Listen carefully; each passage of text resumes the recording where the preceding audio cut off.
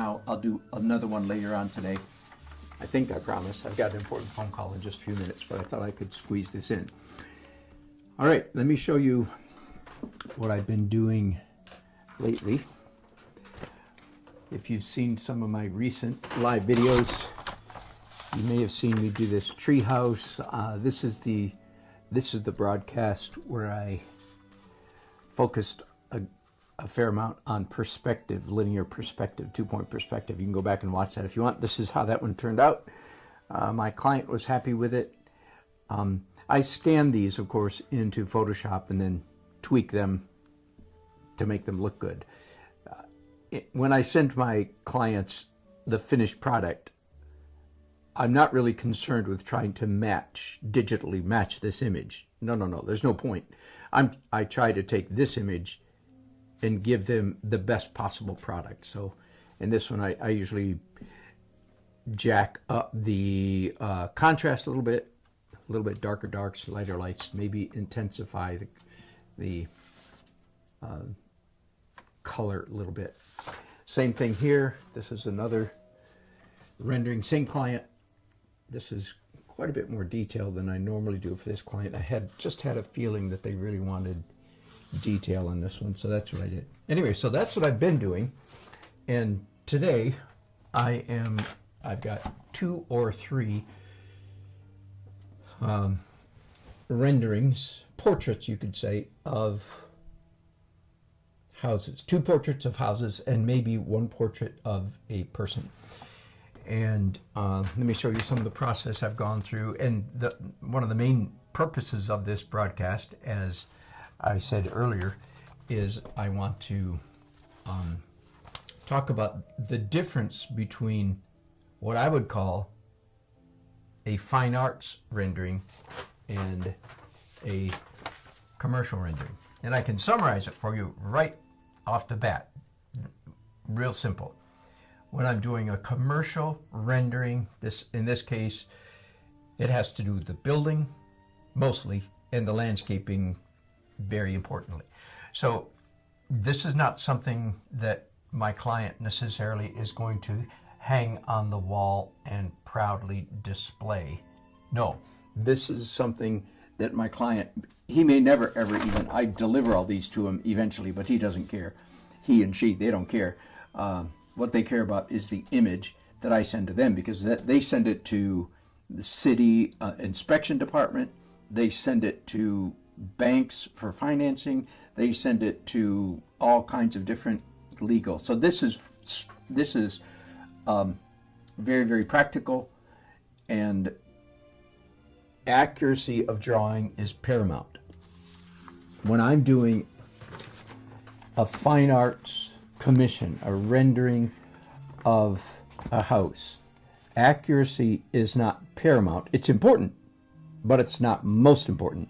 What is most important is that it be a beautiful rendering. And you will see how I do that in just a few minutes. At the same time, here's 3 kids I'm supposed to incorporate into the front yard, front porch, driveway somehow, and their dog. So 3 kids and a dog. And this is just simply another view of the house. I went back and forth a good bit as to which of these 2 renderings, which angle I should do. And I don't know if you agree with me. This is not a bad angle. Generally speaking, though, when you're doing something like the facade of a house, again, in a fine arts environment, straight on is not as good generally as an angle. Now, I don't want to make a big deal of the garage door and this side of the house, but I want it to be there. Anyway, so this is the one I've decided to do. So I will set this one in front of me right up here for a minute, for several minutes. And I've already taken the liberty of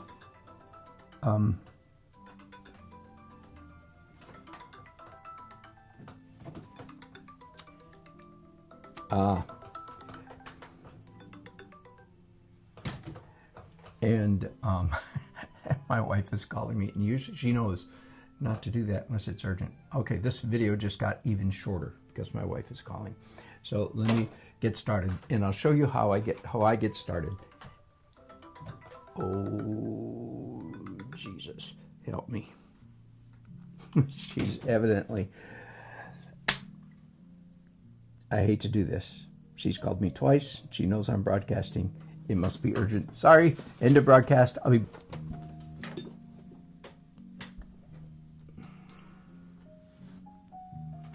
All right, I think I'm back. Deepest apologies, including deep apologies from my wife. All right, let's go back to how I start. So if I'm doing an architectural rendering where accuracy is paramount, I start with measuring, drawing with a pencil, tracing perhaps. But the way I start a fine arts piece right off the bat is very different. Now, let me be sure, I want you to understand, especially if there are any early journey artists watching this. I want you to understand that, first of all, that I call this a watercolor sketch as opposed to a watercolor. I do that because, having called it a watercolor sketch, I feel like I have more freedom to use unconventional techniques. The first of which is I am drawing with a watercolor pencil, as you can see. Well, you can barely see. I don't know if you can see any better in this camera. Barely. Okay, so trust me, I'm using a watercolor pencil, and this one is yellow. There is definitely a reason why I am using a yellow pencil. It's simply because it is a very light color, so light you guys can hardly see it. That allows me to do something that I'm about to do in just a minute, and that is, done with yellow, that is, I'm going to switch to a slightly darker color. So here's my fistful of watercolor pencils, and I can go to any color I want. If I'm being rather predictable and boring, I will go to orange because it's right next to yellow, or pale green. I'm thinking here. If I'm being a little more daring, I'll go to something further around on the color wheel from yellow. So let me think for just a minute. This is very intuitive. Not at all. There's no right answer. I think I'm going to go. This is rather unusual for me. I am going to go with this spring green. What do they call it? It doesn't really matter. Light green. Yeah, good. I approve that color. I approve that color name. Artists generally don't go for groovy, well, decorator names, like paint colors, you know, like house decorator colors, or women clothing colors, generally speaking. Generally speaking, I think most artists, they go for either the literal technical, like Viridian is a paint pigment color, or ultramarine, or phthalo blue. Artists usually use very boring names like that. They don't tend to get cute and say, well, it's sort of a forest green or a spring green. Just in case you don't know that.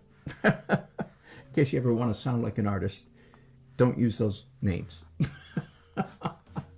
Now, when you're a decorator, then you use words like forest green or spring green. I suppose an artist might use chartreuse.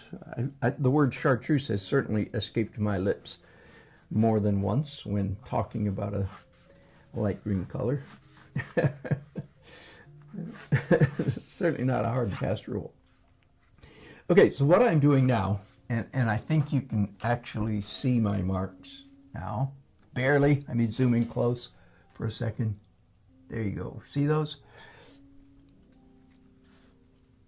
So here, I use this strategy quite often. I certainly use it in my acrylic underpaintings, the painting that are going to be oil, but I start out in acrylics. I use this trick a lot. The trick is make your first drawing, your first rendering in a very light color, because already in this drawing, because the first rendering is yellow, and the second one is, shall we say, chartreuse, light green. The green is darker than the yellow. Therefore, the yellow disappears. I don't mean that literally, of course. I just mean perceptually. Our eye now ignores the yellow lines because they're so pale, and our eye instead picks up, registers the green lines. And I won't take time to point this out, but if you could see the yellow, you'll see my next step in just a minute. I am making corrections to my initial drawing all the time. All right, hang on. I have a little trick I need to check on. I have discovered, this might be helpful to some of you, I've discovered that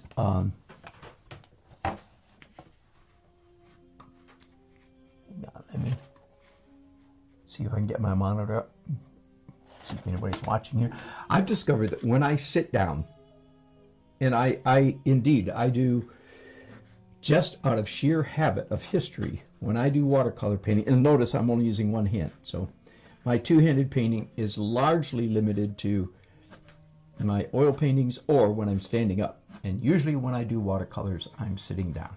And I've discovered that when I sit down, I am prone to skewing, not getting my verticals vertical.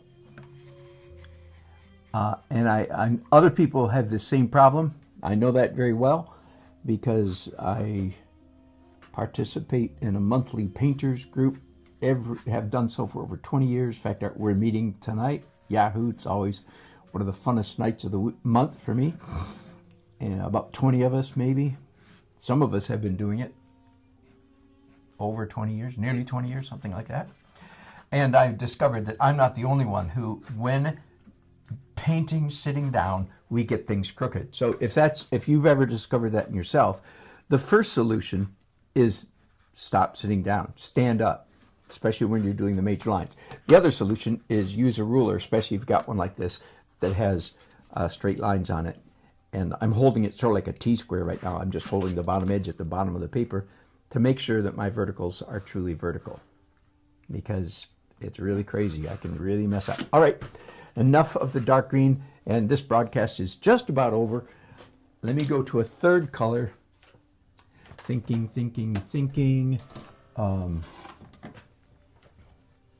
Again, a fistful of colors. And if I'm being conservative, cautious, careful,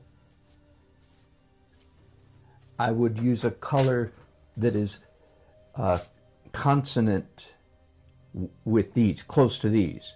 In other words, blue, light blue would be the next logical color. But I'm not feeling terribly conservative, so I'm going to go to fuchsia. Let's see what they call it. Purplish red. Good. I like that. I like this company. Caran d'Ache. I don't even know how, Swiss made. Anyway, they call it purplish red. I approve very heartily of that choice of terminology. So let me do just a little bit of this one, and then I'll be back. I expect this phone call that I've got, a very important phone call I've got, sorry to interrupt,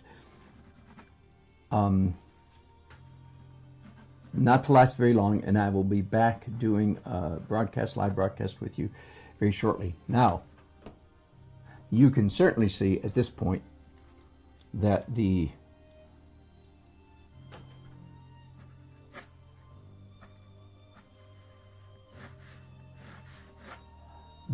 darker fuchsia, purplish red color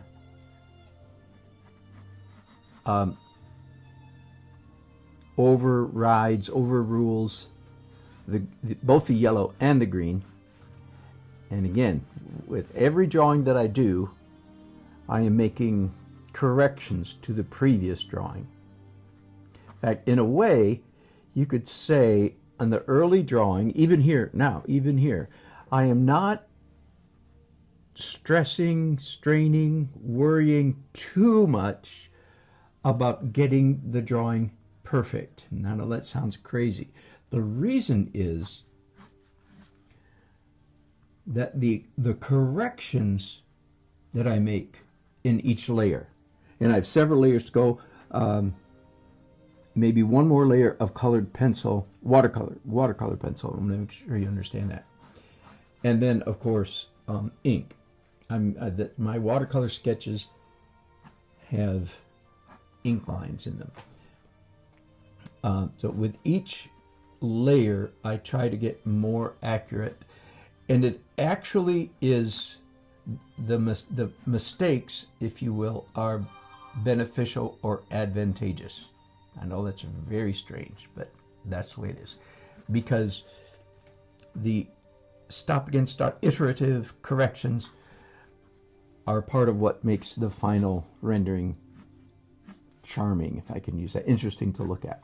Okay, now let me give you a little bit more. Why do I use watercolor pencils and make corrections all the way along? Watercolor pencil, you understand the nature of that, right? As soon as I add water to these lines, they will blossom, they will glow, they will flow, they will become abstract, and so forth. And I will talk more about why that is a good idea when I return. I'm not going to take time to do it right now because I'm just about out of time. I hope you can join me in a little, I would think probably 40 minutes or so. I will be back broadcasting again, and I hope you can join me then. All right? This is fun. Thanks.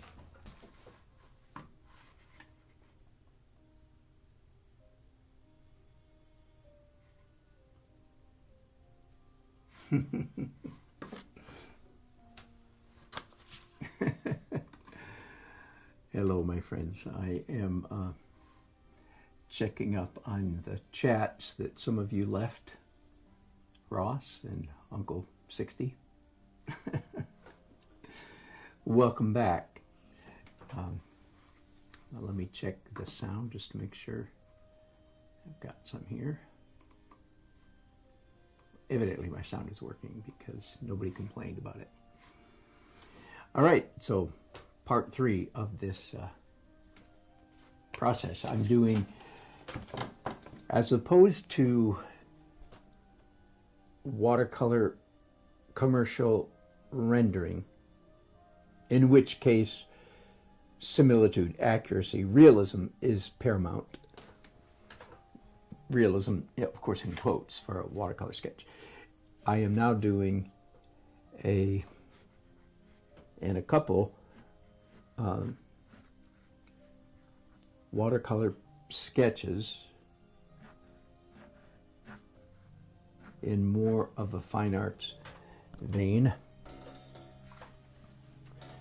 And I'll try not to repeat too much of what I've already said, but let me adjust this camera view just a little bit. There we go. All right. For those of you who missed the first go around, here is the photograph that I'm working from. I also have to fit a couple kids and a dog. There's the dog, there's the kids, and of course I'm not going to render them posed like this. This just gives me relative size, one girl, two boys, and so forth. So of course that comes in. So I was talking about what is the difference between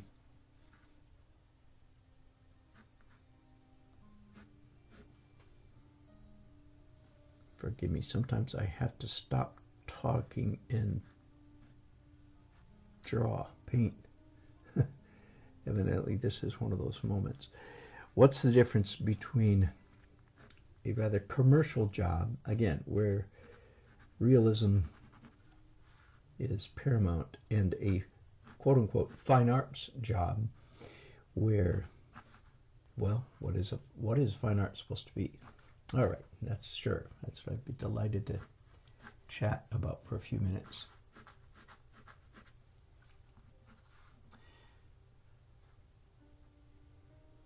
In a minute, after I do a little bit more.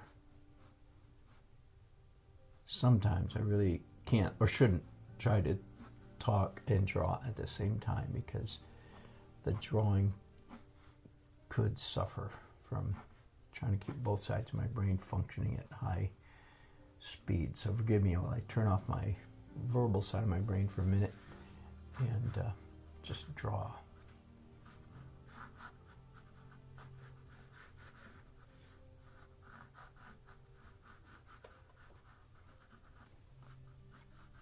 Trees in this photograph are spaced delightfully artistic. If there were no trees and I had to make them up, this would be a pretty good arrangement right there. Evergreens here and a bare deciduous tree there. That's convenient when that works out nicely. And then there's one way down here to the right of the driveway.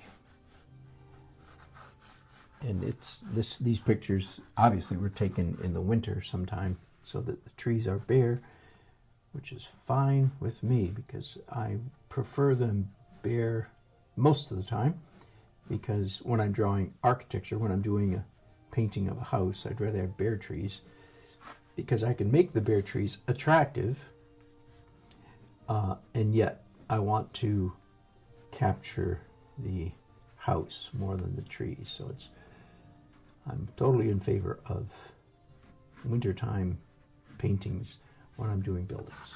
All right.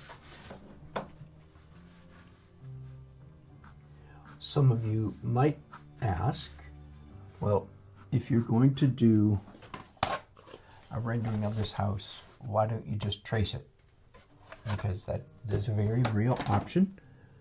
Absolutely fair enough to use that kind of means to capture.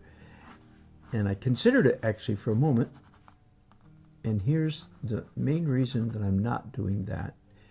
Once again, in the fine arts world, accuracy is important, but abstract elements are more important. And again, I'm going to talk about that more in just a minute, but when it comes to tracing versus freehanding, which is clearly what I'm doing here, I chose to go, as I usually do with this kind of thing, I chose to go freehand. And why? A little bit hard to nail it down exactly, but I think it is because when I am freehanding a fine arts rendering like this, my intuition often creates better shapes and better spaces than slavishly tracing.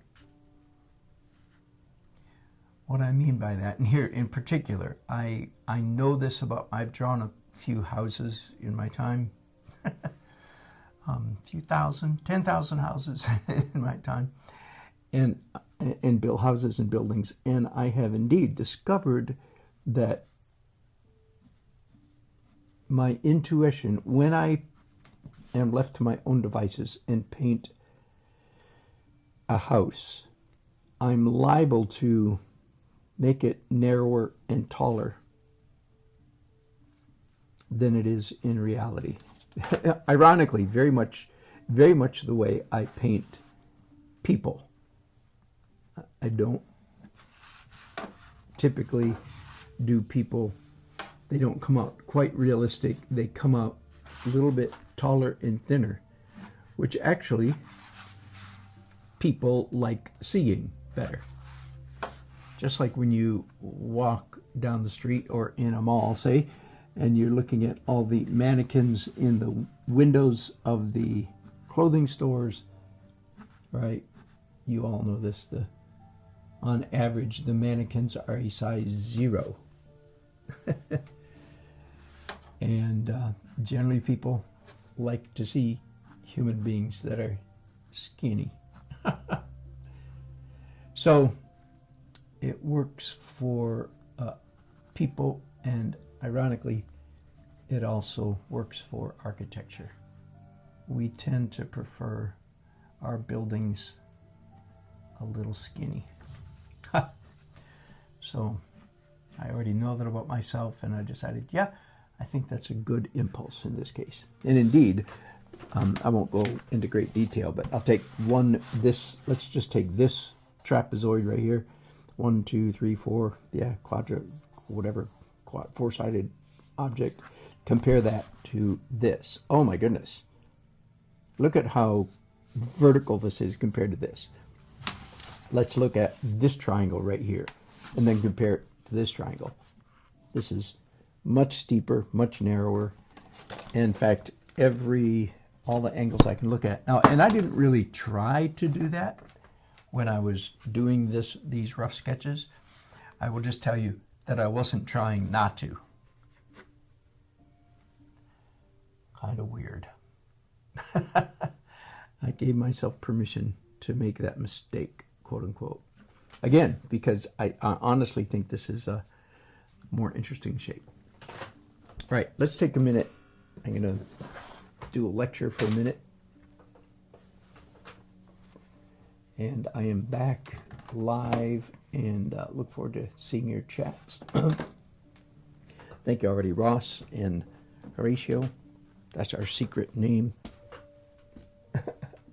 for Uncle Junior 67. He's changed his name in the last year. Uncle 60. All right. Lecture. If you're taking notes, it's a good time to take notes. Otherwise, just listen. Some of you old timers have heard this before. What is it that makes art fun to look at?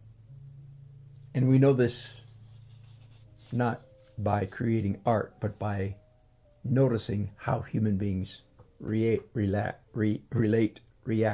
to visual art. And this is original with me. I didn't learn this anywhere. I think I have a knack for understanding how things work. All right, I'm going to have the nerve to answer that question.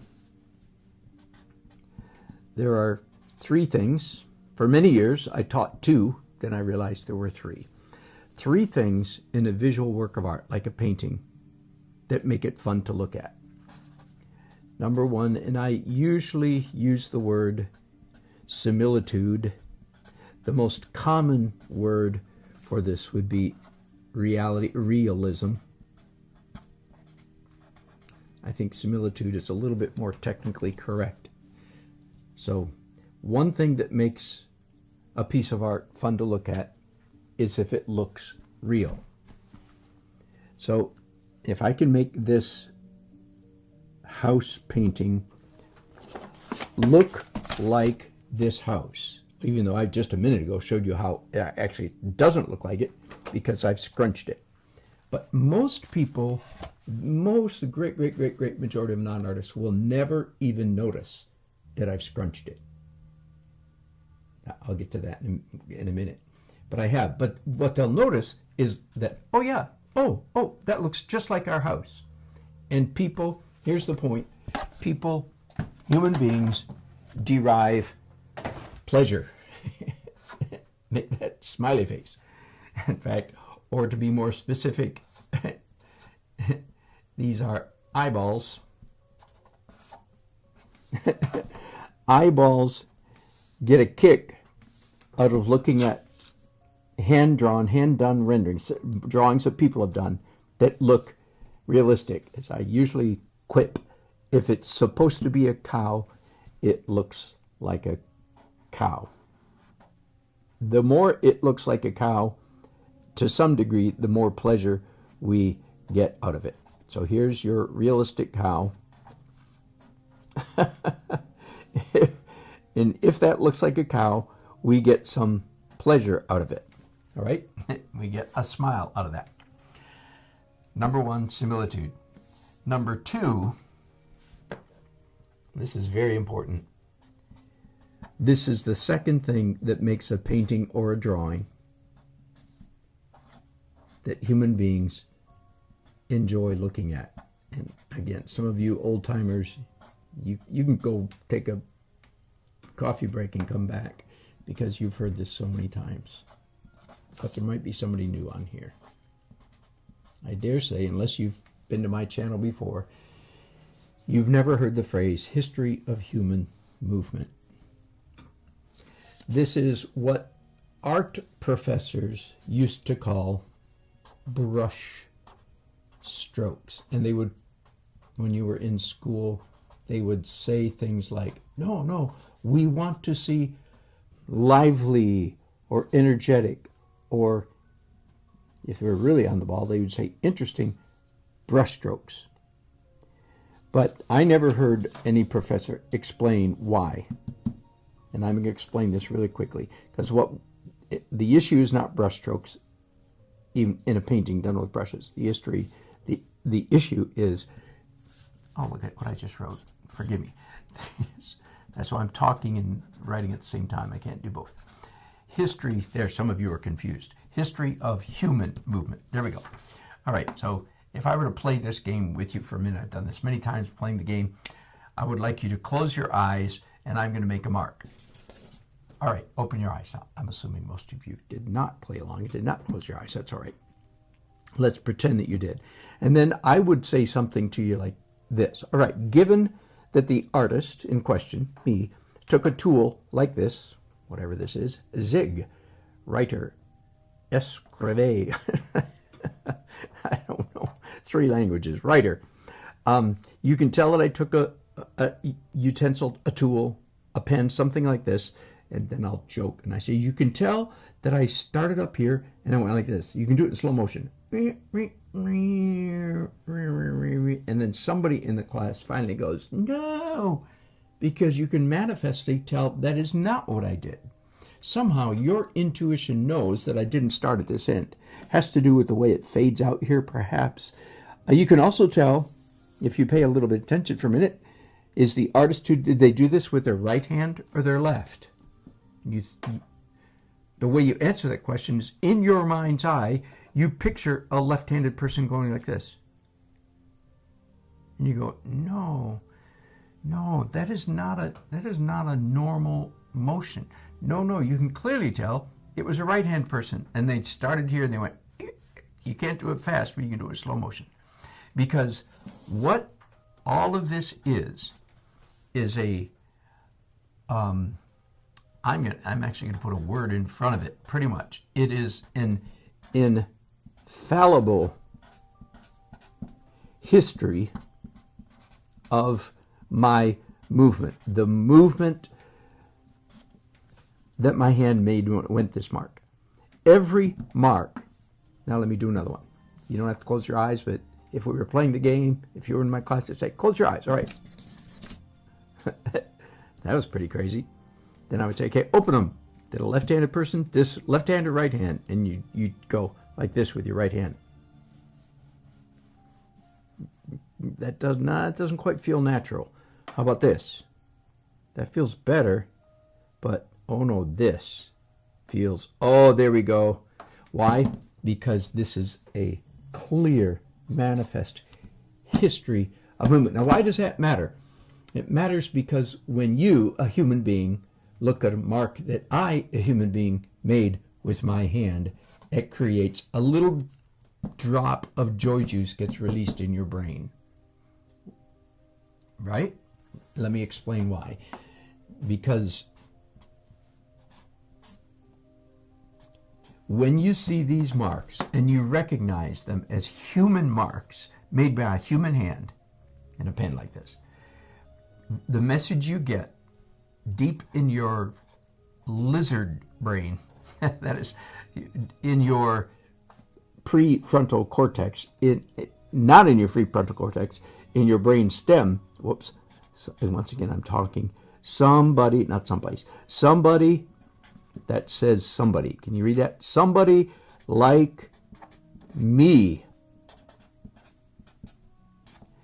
was here and made these marks. But the key salient issue is somebody like me. So you get a little bit of joy when you look at those marks because you identify with my physicality, with my arm, my hand, my motion, a human being. You can tell a human being made these.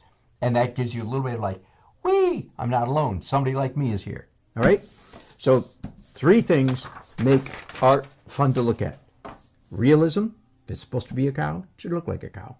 History of human movement, commonly called brushstrokes. Why? Because it makes you identify with another human being and you feel a sense of identification. You feel closeness and it gives you a pleasant feeling. Then what is the third thing? I heard this called a couple weeks ago. Never heard this term before, but I thought it was very appropriate. I'm adding just one. Primitive principles of design.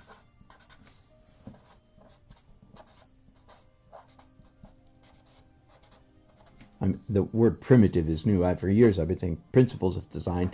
I think it's very insightful. I heard somebody say this. It's insightful to put the word primitive. This is prehistoric. And again, it's really brainstem kind of thing. It's not prefrontal cortex, cognitive, cognition, logical. This is not think. This is C, more right brain kind of stuff.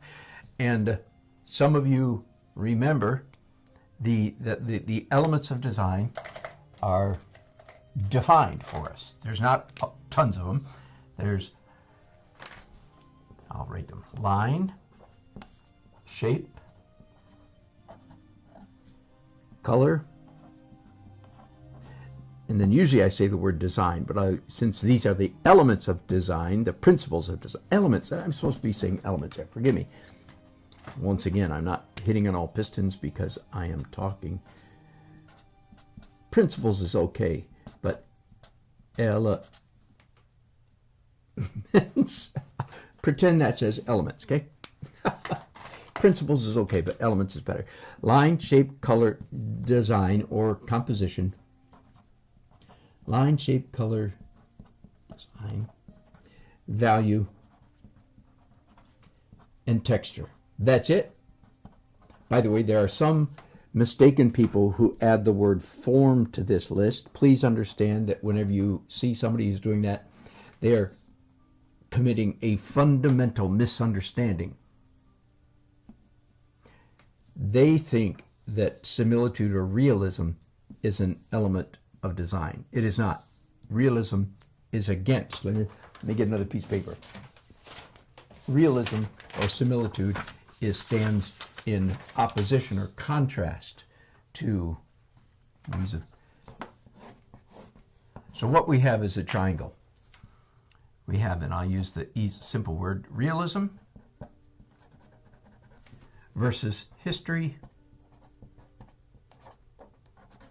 versus elements.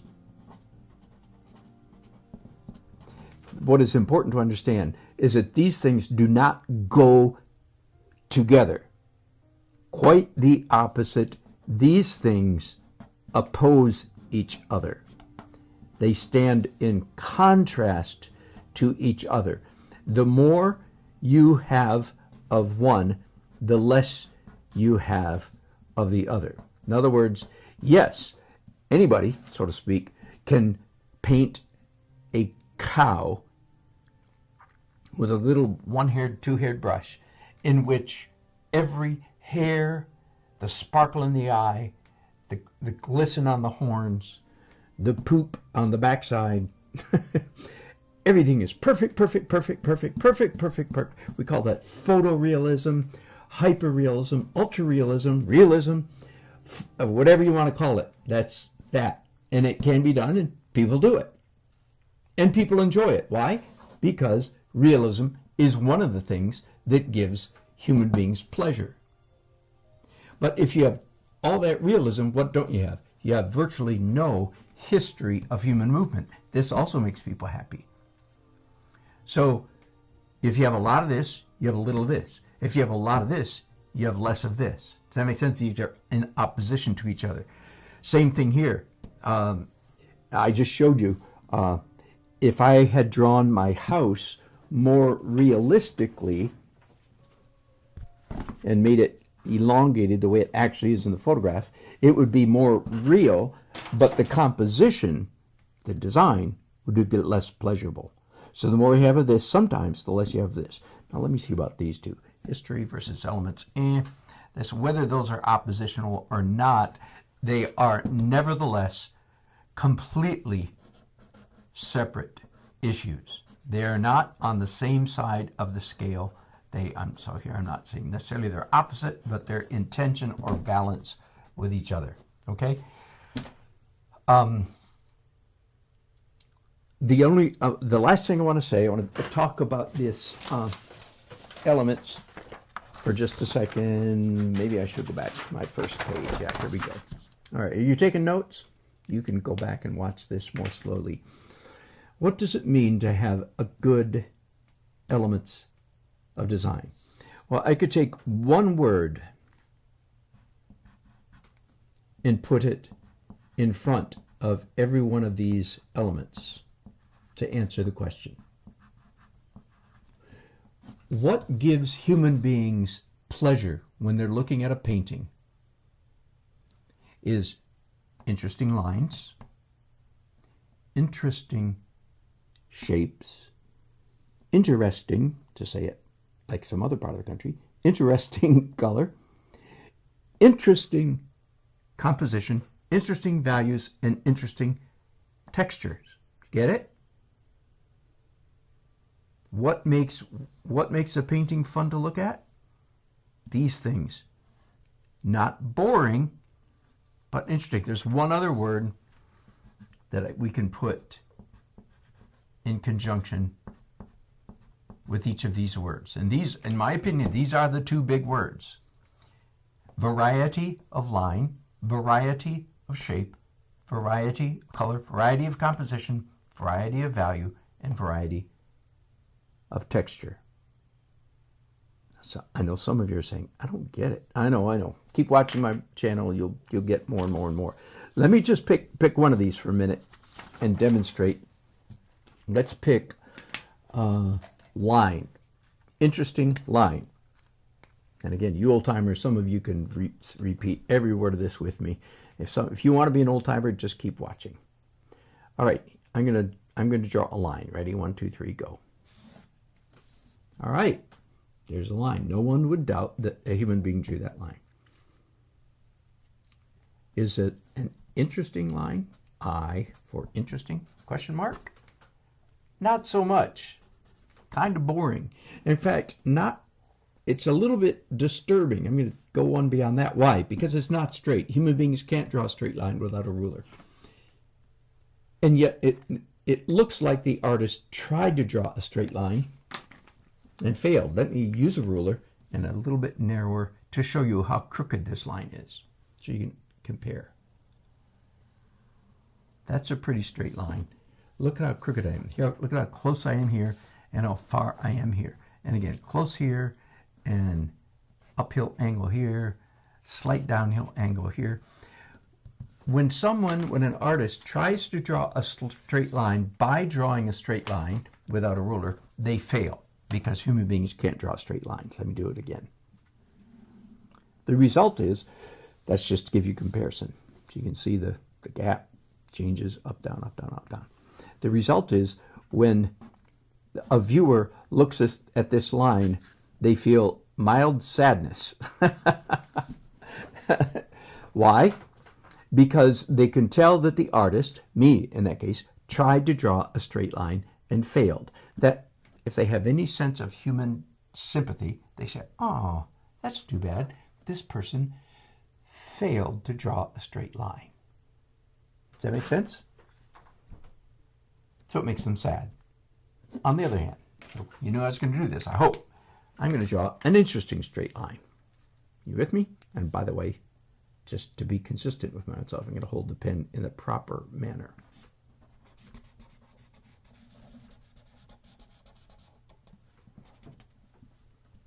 Good enough. Is this a straight line? Well, of course not. Is it kind of straight? Yeah, kind of, right? Kind of straight, right? Kind of straight. But this line doesn't disturb the viewer. Why? Let me draw another one while I'm talking about. Why does this line not disturb the viewer? Let me go this way. I'm being really crazy, by the way. All this crazy scribbly stuff. Once again, a straight line. It's not straight. You and I both know that because I drew it without a ruler. But it doesn't bother the viewer, right? Why? Because the viewer can tell the artist did not, quote unquote, try to draw a straight line. He drew a crooked one on purpose. All right, so I know that, and there's a more normal. So what I am going to do when I do, especially when I come down to the ink portion of this, there will be ink lines. What kind of lines do you suspect I'm going to draw? Lines that look more like this or more like this? Within reason, within boundaries, yes, the answer is this. Why? Because I'm going to draw interesting lines. Interesting shapes. That's part of the reason why I squeezed this as a more dynamic shape than the reality. This is kind of bland and boring. Likewise, this is just a little bit more interesting because I've scrunched it. And again, the owners of this house will probably, unless they watch this video, they will not say, wait a minute, he made this too skinny. No, they'll just say, oh yeah, that looks like our house. They won't realize that this shape is more interesting than this one. They won't even notice, but they'll notice it looks like their house. Why? And again, these things are in opposition to each other. Realism versus interesting shape, interesting color, so on and so on and so on and so on. Texture is huge. Value is huger. Value means light and darkness, light and dark, light and dark. All right. How about that? So when I am doing a fine arts rendering, realism is pretty darn important. It's one of the three most important aspects of the drawing, the painting that I'm doing. So yes, I'm going to work pretty hard to make it realistic, again, in quotes.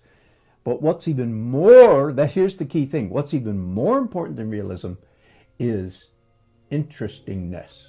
Variety of shape, variety of color, variety of texture. Interesting marks, history of human movement are even more important than similitude. I still want similitude. I'm a realist artist. Make no doubt about it.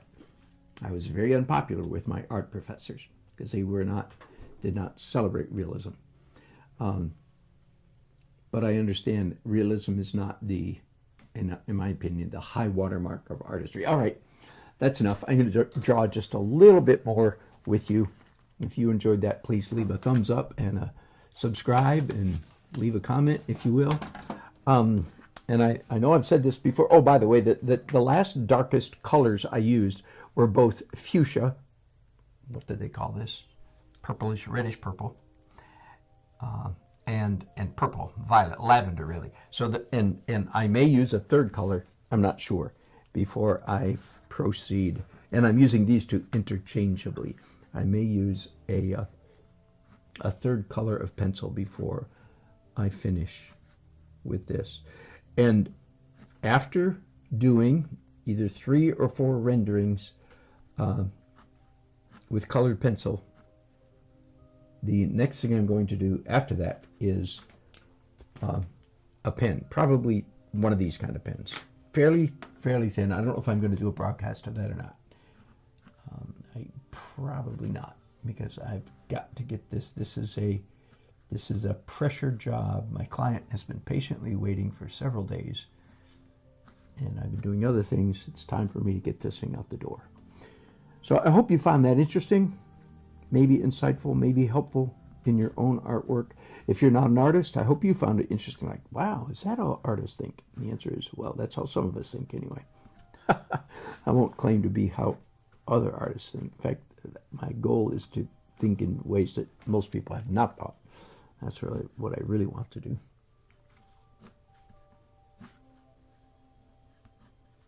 And even the lines, the quote-unquote straight lines that I'm making with these pencils, I am keenly aware of interesting lines, variety of line, variety of mark, lively stroke, history of human movement.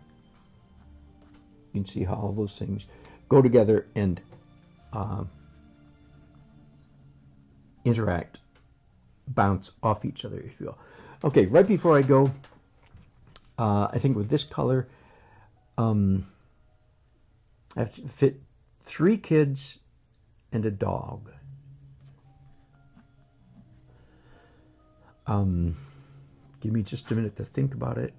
And the dog either sitting on the lawn or on the driveway. And 3 kids, as I said. Let me take a second to do some drawing over here.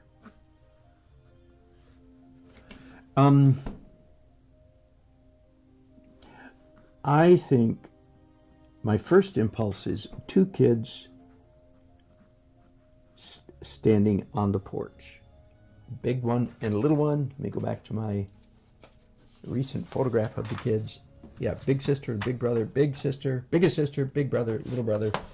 And I'm thinking sister and littlest brother here on the porch doing something cute like holding hands.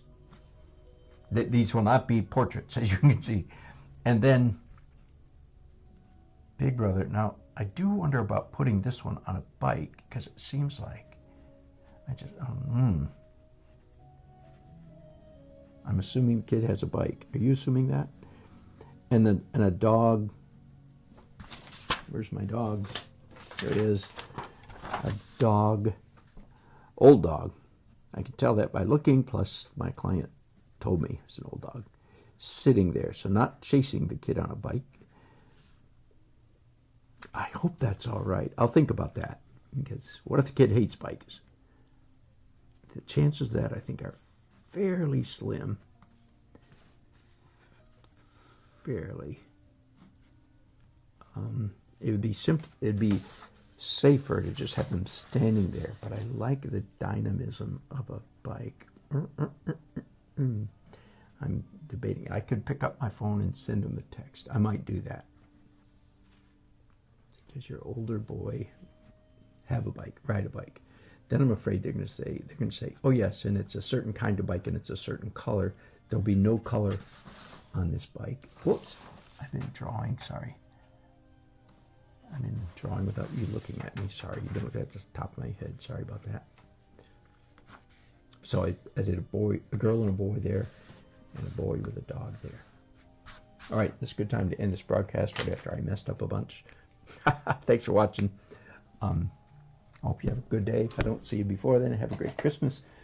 And I hope to be broadcasting, of course, several times before then.